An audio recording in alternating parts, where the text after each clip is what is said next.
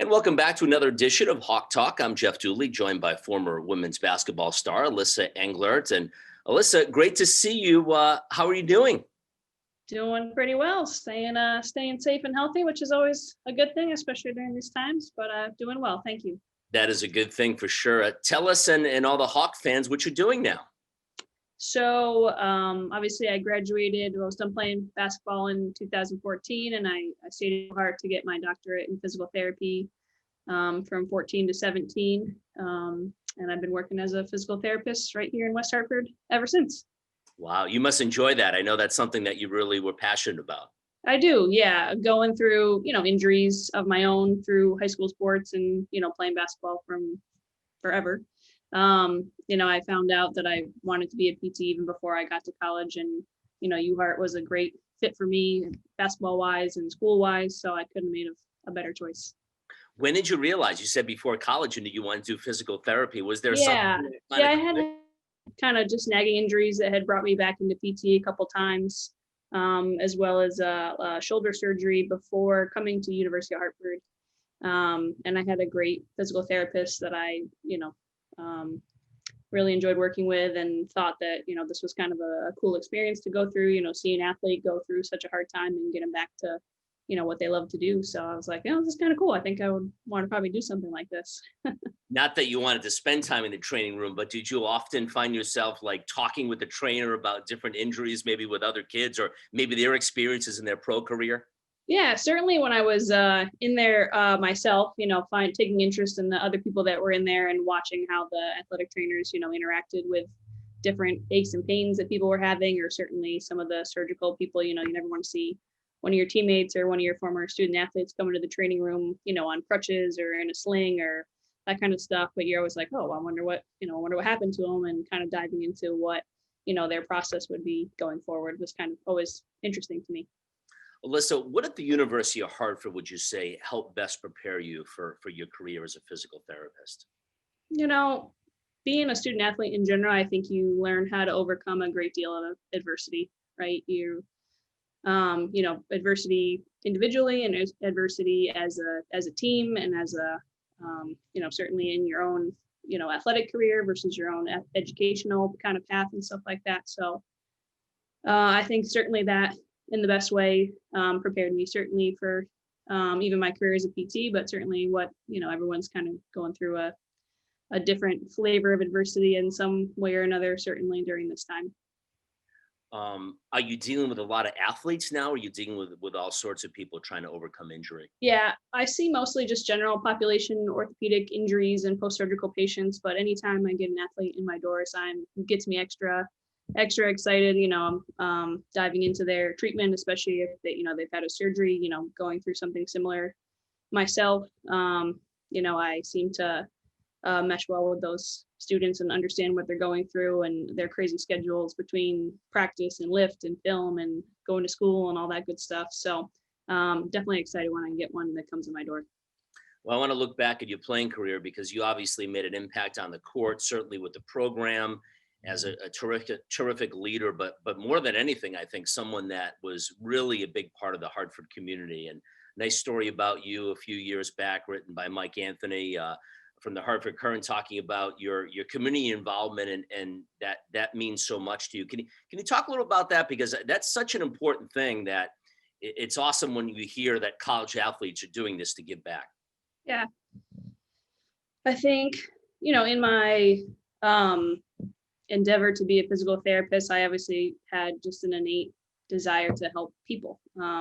So from a physical standpoint, that was kind of my biggest driver, obviously going into PT school, but just realizing, what being a student athlete meant to other people, other younger athletes that looked up to you and, wanted to kind of follow in your footsteps and maybe go on to play Division I basketball, or those that go on to the pro level have an even greater feeling of that, I would expect. But yeah, I just felt, my opportunity was granted because of, hard work and certainly some basketball talent and smarts that came along with just being a good person and a good person for the community as well. So I just found that to be always important, something that I always kind of kept in the back of my mind as I was going through my playing career. How rewarding is it to go into a hospital and to put a smile on a kid's face that maybe can't come to see you play in person, or to have a clinic where you're teaching the game of basketball, or maybe a kid that's not one of the top 3 pick for his team gets a chance to hit a shot because you showed him that. I mean, I've got to think that that's got to make you feel really good inside. Yeah, absolutely. Even just hearing you talk about those things makes me excited. Yeah, especially for the youth community, but even for just getting out into the adult community and letting, people see us and talk to us and share our experiences, but hear, what they're going through. And like I said, going back to adversity, I mean, you talk about kids that, don't have the same opportunity or health wise or, misfortune and stuff like that. So seeing, like you said, put a smile on their face, brightening up their day, even if it's just for the couple hours that I get to spend time with them, means a lot to me. You're one of just 52 Division I players to be nominated for this amazing community award, and got a chance to go to the Final Four. That had to be pretty cool. That was pretty cool. Yeah. I was happy to have the opportunity to go there, and we got to do some cool, the 8 or 10 of us that got selected for that particular award, obviously, got to do some stuff at local hospitals and some of the community there in Nashville, which was really awesome. And then obviously getting introduced at, halftime of the game, and all the UConn fans that are present watching UConn play, and, they hear University of Hartford, and, I get a big extra loud boom from the crowd was pretty cool. That's awesome. Let's talk about your playing career, and talk about what it was like to play for the Hartford Hawks and be part of this program. Yeah. I think looking back on it, I wouldn't have made any other choice. People have asked me like, oh, like, were you recruited by other people, or were you looking at other schools for PT schools? And I had it narrowed down to 2. And as soon as I stepped on campus and met Coach Rosati and the staff and the team at the time, I knew that it was a perfect fit for me. And, going through just being a student athlete in general, I think speaks to, it's a pretty incredible experience.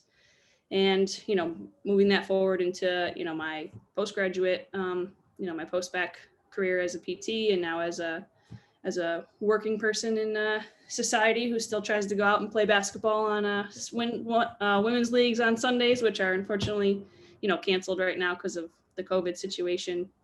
But I mean, I always carry a piece of that with you. You always have a pride. I always have, can't tell you how many countless Hartford Hawks pieces of gear I have at this point. I love the gear. That's pretty cool. I must have like a bin of like 200 t-shirts or something crazy in my closet, and sweatshirts. And I mean, oh my gosh, I have practice clothes that I wore. I'm like, why do I still hold on to this stuff? I go through closets. I'm cleaning out stuff in COVID because I got nothing else to do. And I'm like, how do I still have like some of these socks and like shorts that I had from practice? Like, why am I holding on to this? And I can't throw it away. I always have this like pride, this feeling that like can't let go of that kind of stuff. It was such a meaningful part of my life. I just, you never want to let it go.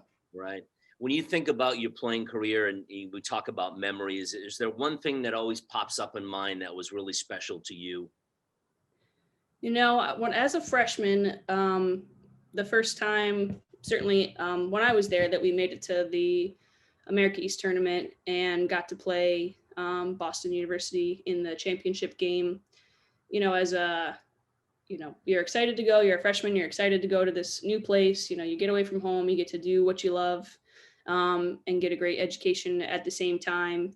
And, having a senior point guard at the time, and then Coach Rosati, obviously being a well-renowned point guard in her own right, having those leaders ahead of you that you just have this innate desire to follow kind of their path.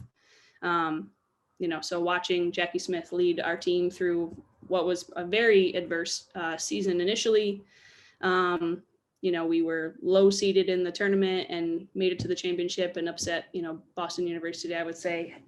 Going through that experience was probably one that really sticks in mind. And as I look back at pictures and stuff like that of, that game and our celebration afterwards, on the court, kissing the trophy and all that good stuff, like just brings back really great memories. I'm sure, and I'm so proud of what you're doing today. Alyssa, appreciate the time and continued success, and hopefully we'll see you when fans are allowed back in the I Chase know. Family Pavilion. Can't wait for it. Thank you so much, Jeff. Alyssa Englert joining us on Hawk Talk.